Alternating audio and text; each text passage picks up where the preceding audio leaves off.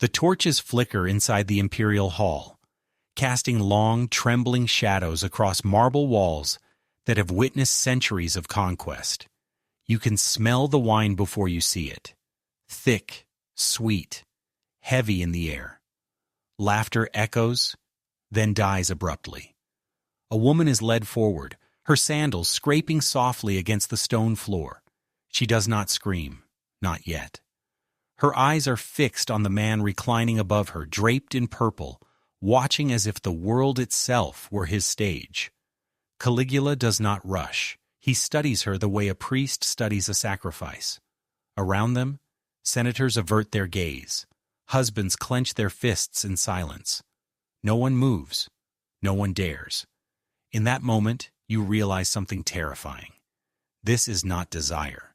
This is not passion. This is power pressing itself into human flesh. If an emperor believes he is a god, what does refusal even mean? And if no one stops him, who becomes the next offering? To understand how this night was possible, you must step back into Rome itself. Not the Rome of postcards and triumphal arches, but the Rome of hierarchy, fear, and carefully performed obedience. In the early 1st century, the Roman Empire was vast, disciplined, and deeply unequal. Law existed, tradition existed, morality existed, but all of it bent toward one truth. The emperor stood above them all. Gaius Julius Caesar Germanicus, remembered by history as Calígula, rose to power in the year 37 CE. He was only 24.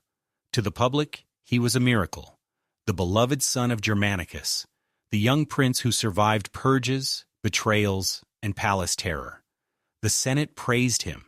The people adored him. Coins bore his image as a symbol of renewal. But Rome had a dangerous flaw. Its system depended not on limits, but on restraint. There were no real safeguards against an emperor who refused to restrain himself.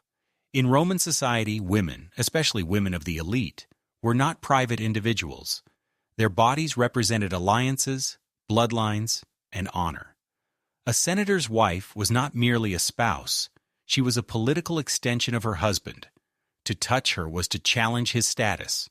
To humiliate her was to humiliate his entire lineage. Calígula understood this perfectly. Ancient historians like Suetonius and Cassius Dio would later struggle to describe his reign without resorting to disbelief. They wrote of madness, excess, and cruelty. But beneath their moral outrage lies something colder. Calígula did not simply break taboos. He targeted them. He chose the most sacred boundaries of Roman life and crossed them publicly, deliberately, repeatedly. Why? Because Rome had taught him a fatal lesson.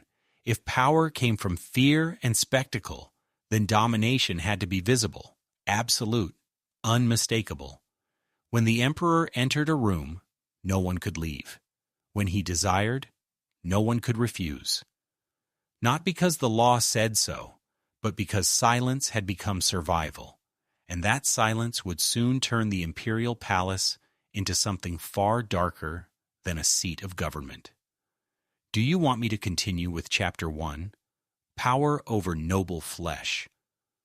When desire became a political weapon, you are taught that Rome valued discipline, that its elites were bound by honor, law, and ancestral virtue. But under Calígula, those ideals were not destroyed in secret. They were dismantled in public, slowly, ritualistically, and with witnesses. The imperial banquets became the stage. These were not ordinary feasts. They were carefully choreographed performances of dominance. Senators were summoned with their wives, dressed in their finest garments, believing, hoping, that this was still the Rome they understood. Music played, wine flowed, laughter was encouraged, and then, without warning, the rules changed. Calígula would walk among the guests, his eyes lingering not on political rivals, but on their wives. He would ask questions that sounded polite but carried an edge. He would comment on beauty, on posture, on youth, and then, in front of everyone, he would choose. The woman was led away, not dragged, not screaming. That would have been easier. Instead, she was escorted calmly, as if this were an honor. Her husband remained seated. If he protested, he risked more than disgrace. He risked death. If he followed, he humiliated himself further. So he stayed, silent, watching his world collapse one heartbeat at a time. This was not lust. It was theater. By taking the wives of senators, Calígula sent a message sharper than any execution. He was not punishing disloyalty. He was proving that loyalty did not matter. Bloodlines, marriages, reputations, everything that once defined Roman aristocracy existed only by his permission. You can imagine the silence after those banquets, the walk home through torch-lit streets, the questions that could never be asked, the children who would later wonder why their parents never spoke of certain nights. Ancient sources describe Calígula returning the women to their husbands afterward, sometimes boasting about their performance, sometimes mocking them openly. This detail is crucial. The cruelty was not in the act alone, but in what followed.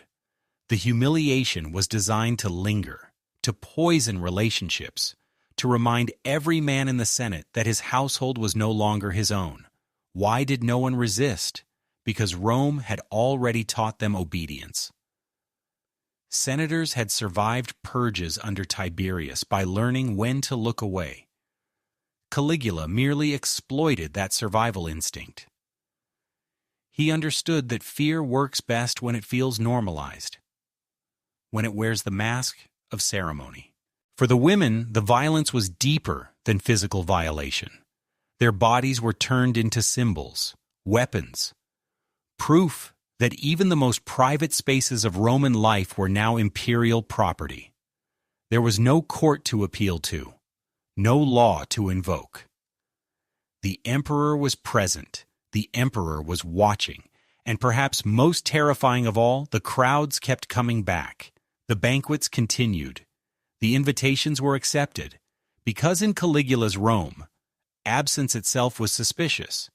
You might ask yourself now, if you had been there, seated among the elite, watching this unfold, would you have stood up?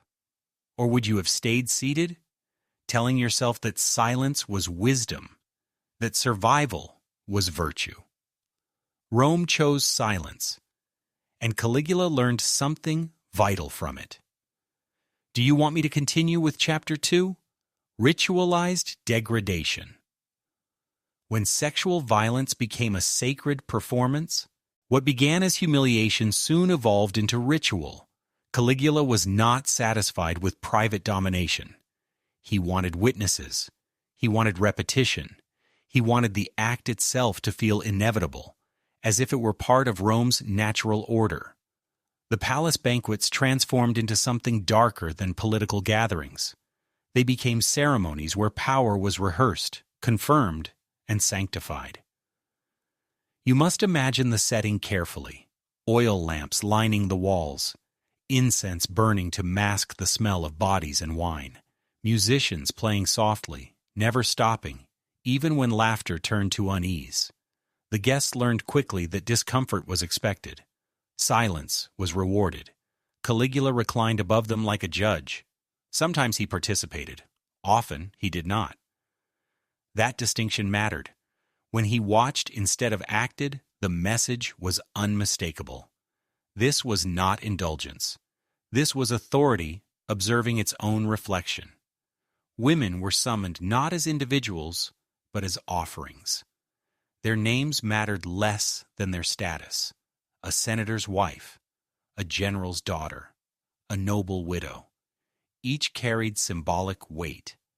Their presence signaled which families were being reminded of their place. The act itself, described by ancient historians with deliberate restraint, was never framed as intimacy. It was exposure, the removal of dignity, the transformation of the human body into spectacle. The surrounding men were forced to see, to remember, to internalize the lesson. In Roman religion, ritual created reality. Repetition gave meaning. Calígula understood this instinctively. By repeating sexual violence in formal settings, he stripped it of chaos and turned it into structure. Something expected. Something unremarkable. You may wonder why these scenes were tolerated. Why no riot broke out? Why no dagger was drawn across the banquet table? The answer lies in fear, but also in conditioning. Rome had long equated authority with performance. Triumphs paraded defeated enemies through the streets. Gladiators died for public amusement. Justice was delivered in amphitheaters. Calígula merely redirected the gaze inward. Instead of foreign captives, Roman elites became the spectacle.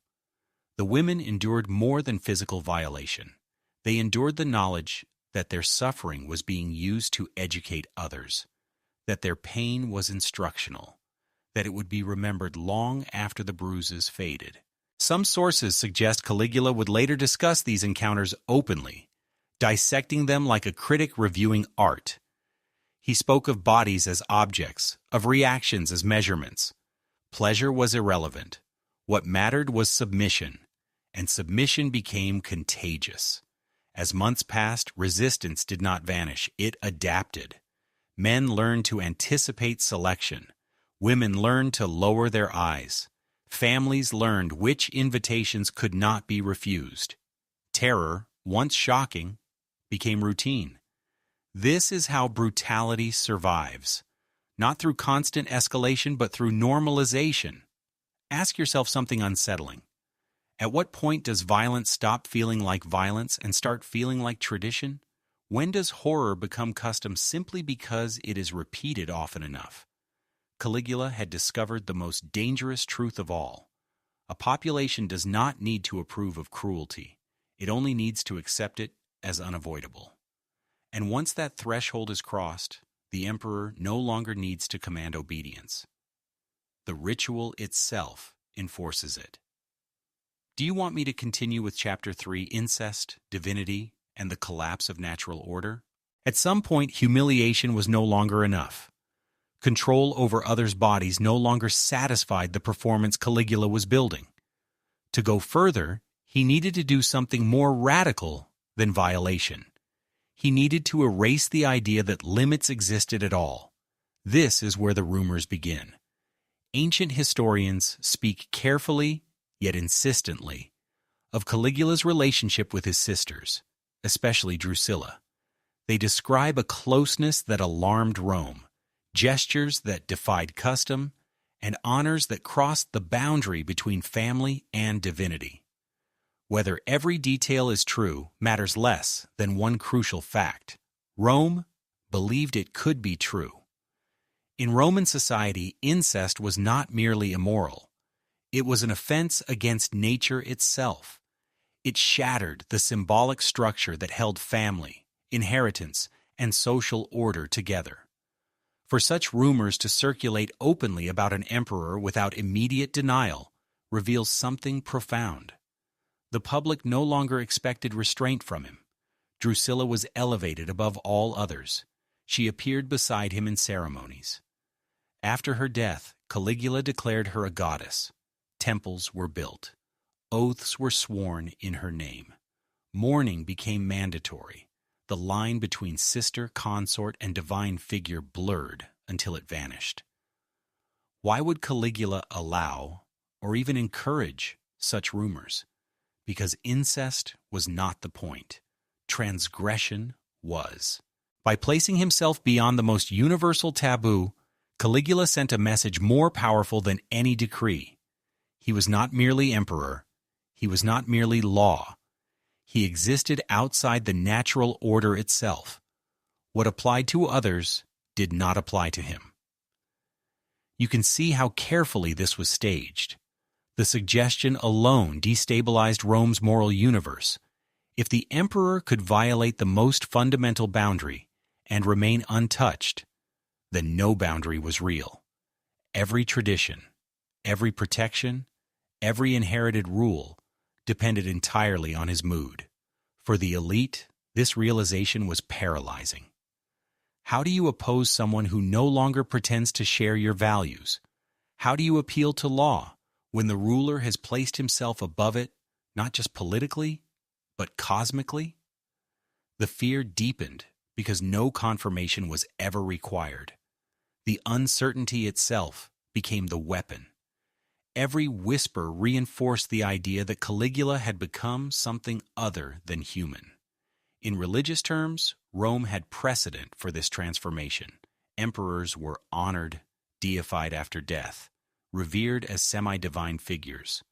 But Calígula collapsed the timeline. He did not wait. He demanded worship now.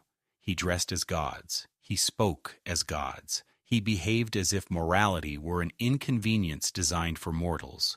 Sexual boundaries, familial boundaries, spiritual boundaries, all dissolved into a single principle. Proximity to the emperor determined reality.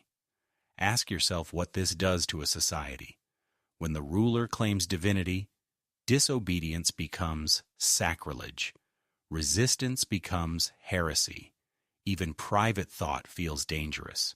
For women in Calígula's orbit, this collapse was catastrophic. Their bodies were no longer governed by custom or kinship. They existed within a myth the emperor was actively writing, one where he alone decided what was sacred and what was permitted. Whether the rumors were true or exaggerated no longer mattered. Rome had accepted the possibility, and in doing so, it accepted something far worse. That power, once untethered from human limits, no longer needs justification. It only needs belief. Do you want me to continue with Chapter 4? Sex as Law? When silence completed the system? By the final year of Calígula's reign, something crucial had changed. The acts themselves no longer shocked. What horrified Rome now was how little reaction they provoked. Sexual domination had stopped being an event. It had become infrastructure.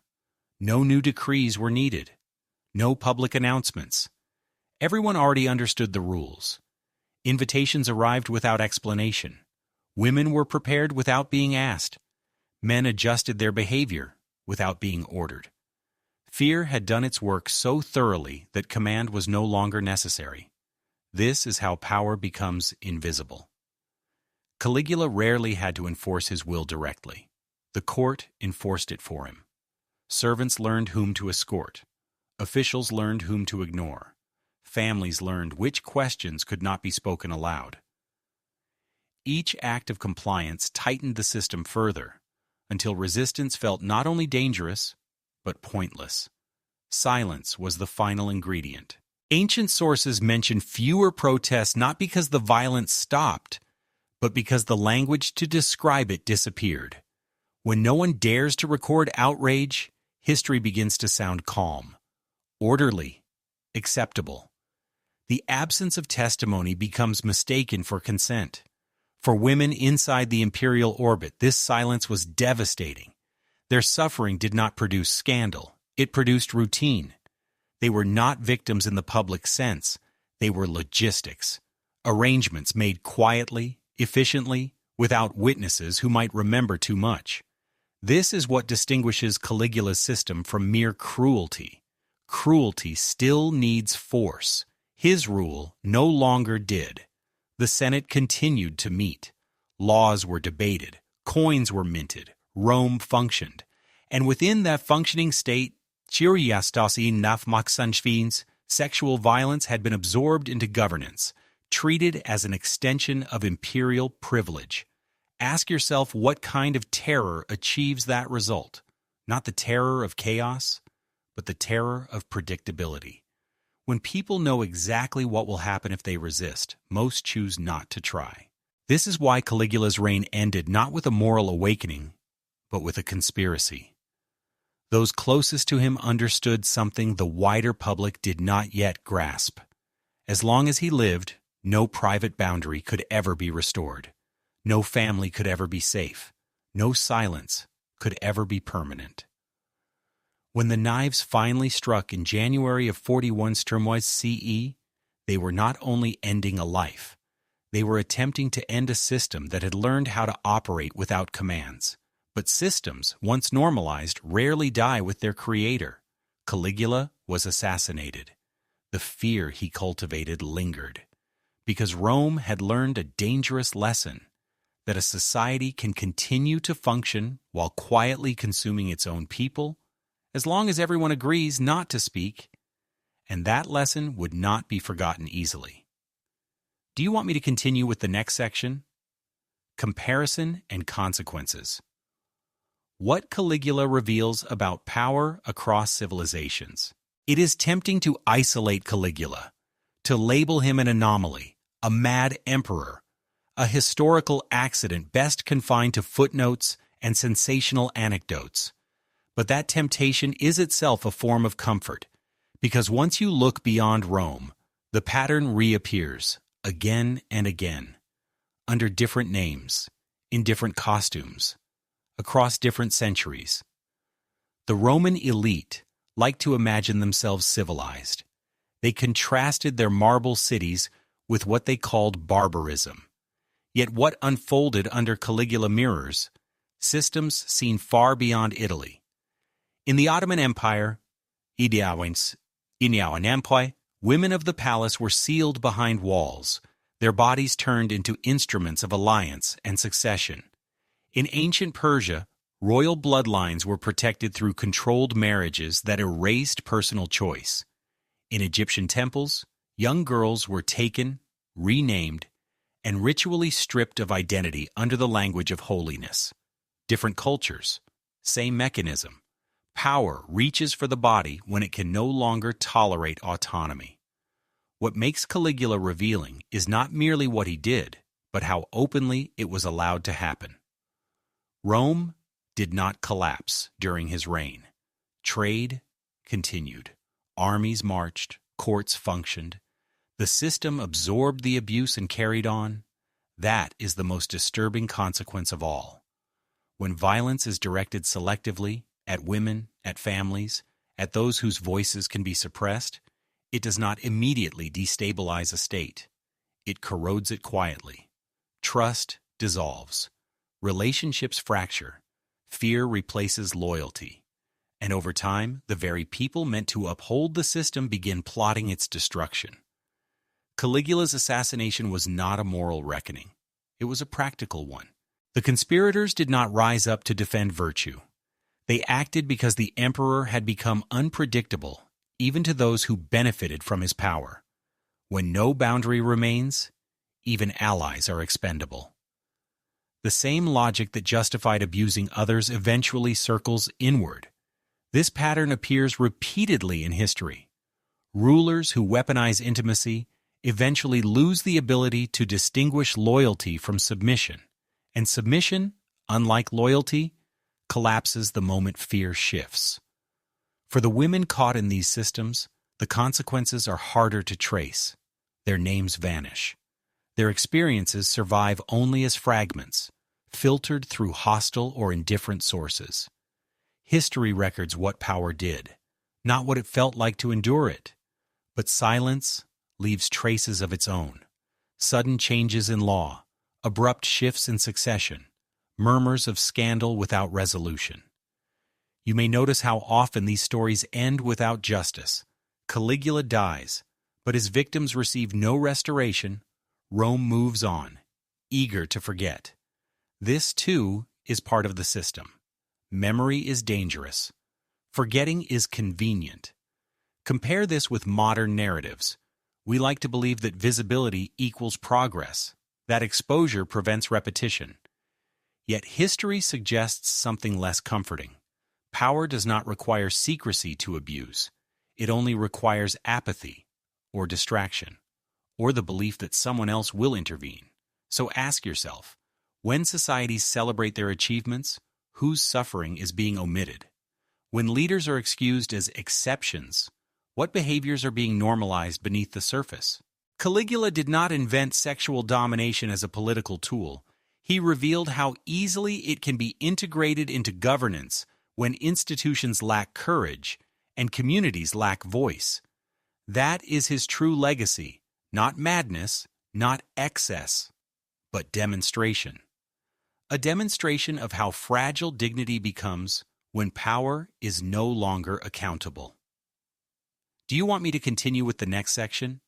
Lessons, warnings, and the future of forgotten atrocities?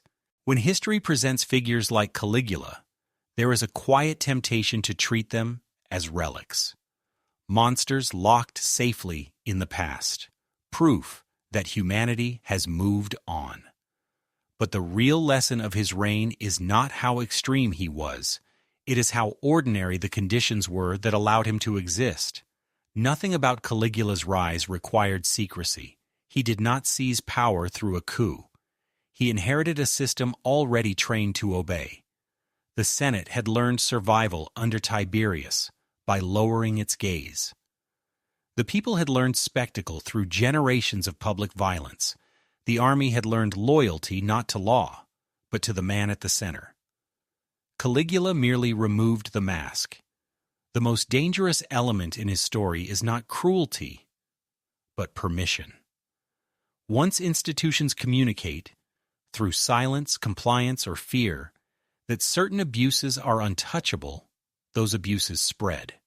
They shift, they evolve, and they find new justifications.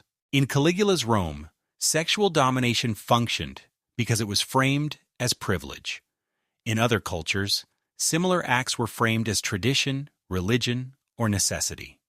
The language changes. The outcome does not. You may recognize echoes of this today. Systems that control bodies in the name of morality. Leaders shielded by ideology rather than accountability. Victims forced to calculate whether speaking will cost them more than remaining silent. These are not ancient problems. They are recurring ones. History does not repeat itself because people forget facts. It repeats because people underestimate structures. Caligula's assassination did not dismantle the logic he exploited. Rome continued to centralize power. Emperors continued to test boundaries. The lesson learned by successors was not never do this, but do it more carefully. Hide it better. Justify it more elegantly. This is why remembering these stories matters. Not as spectacle, not as scandal, but as diagnosis. When power treats the human body as territory, violence follows. When societies reward silence, suffering multiplies. And when history reduces victims to rumors, the system remains intact. You may wonder what responsibility belongs to the viewer. After all, you did not live in Rome. You did not attend those banquets. You did not look away while someone else was led from the room. But history does not ask for guilt. It asks for awareness.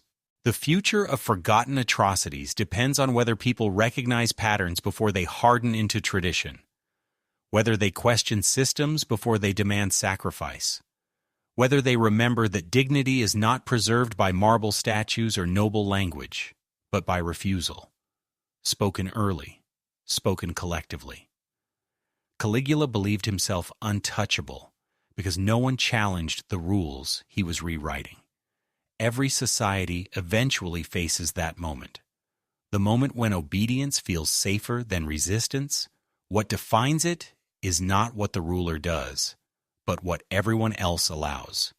Do you want me to continue with the final section? Conclusion and call to action. Caligula's story is often told as a tale of madness, excess, and depravity. But stripped of spectacle, it reveals something far more unsettling. His reign shows how quickly a society can adapt to cruelty when power demands silence, how easily human bodies become instruments once fear replaces accountability, and how history, when it grows uncomfortable, learns to look away. These acts were not accidents. They were not rumors born of imagination. They were warnings written into the lives of people whose names rarely survived the empire that consumed them. Remembering them is not about condemning the past. It is about recognizing the patterns that still shape the present.